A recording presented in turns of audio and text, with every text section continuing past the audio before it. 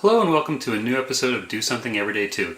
Today we're going to be unboxing and reviewing this 360 Wi-Fi cloud camera I bought off of Amazon. This is the P2P panoramic camera. I'm going to have a link in the description below if you want to go check out one for yourself. But let's get right into this unboxing. So the reason I picked one of these up is because my father had been talking about one, and as you probably know, depending on the time you're watching this, it is about to be Father's Day. Small piece of foam. Small instruction manuals.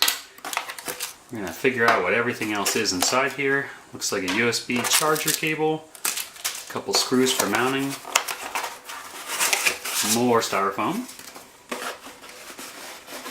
The camera itself, it had a couple different color combinations, but I chose to go with white, as because where we will be mounting it, it will most likely blend in a lot easier right there. So here we have everything unboxed. Obviously the camera itself, the charging cable, charger brick. This item is for underneath, so you use the mounting hardware to hold this up, and then this clips in and spins, and that will lock everything in place. A quick start guide, and then the user manual itself. Overall, everything's really straightforward. I think this is one of the better inventions of the modern age, where you just take your smartphone and scan the QR code and it will take you right into the user manual. That's going to show you how to set everything up.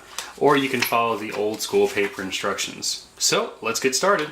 It should be known that the camera itself does not come with a micro SD card. You'll want to get one of these if you want a local backup. It does come with some free software that you can use for the first month or 3 that will allow you to back up to a cloud storage. But otherwise, if you want to record everything locally, you're going to need an SD card.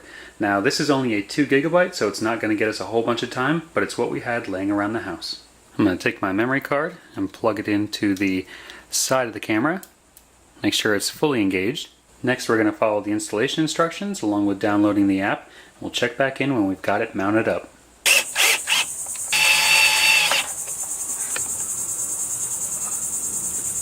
like that. Because I still got the phone. Faces whoever wants to talk to it.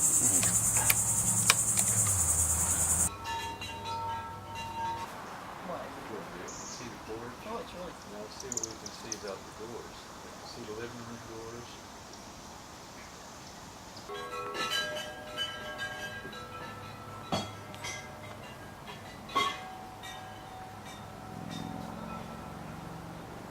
See the boot.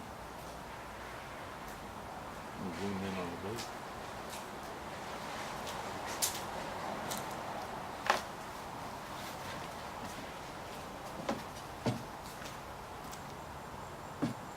This is a sound test. Okay, 1, 2, 3, 4, 5. There's a delay, but it's not terrible, I suppose.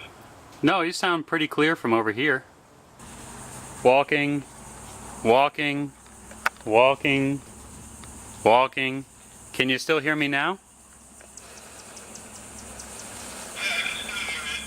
I mean, we can hear you very clearly out here. As far as the downloadable information for your phone, everything was really simple to follow and walk through.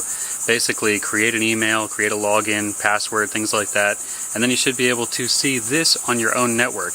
Then you can basically log into this and then control it once it sets up its initial 15 picture surround. Basically, every 22.5 degrees, it takes a picture, and that equals the 360 degrees around side view. It also has tilt, pan, and zoom, so that's pretty nice. If you use the screen mirror function from your smartphone over to your television, you will be able to do a live feed into it.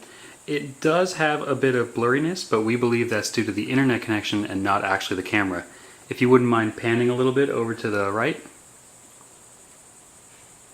So once he moves on the phone, now we wait for the camera to catch up.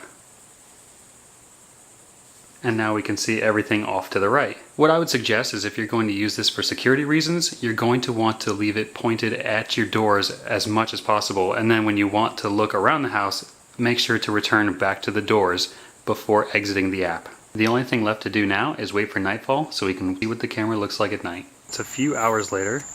You can see some of the Christmas lights and the sunset off in the distance, but it is quite dark outside. That's the boathouse over there. And if I pan to the left, you'll see the carport. And then if we actually look at the footage, wow, that is amazing. Night vision is really impressive these days. You can see the faint light from the doors and the inside of the house, but if we look back at the night vision, wow, isn't that something? As far as the product goes, it does everything that it stated it could. We tried out the alarm system and it did work. It's funny because it sends a little beep through the camera, which would, if you chose to, tell the burglar that they're being watched, which is pretty funny. And if you have any questions or comments, you can go ahead and leave them down below, and I'll try to answer them best I can. Thanks for watching. We'll see you on the next episode.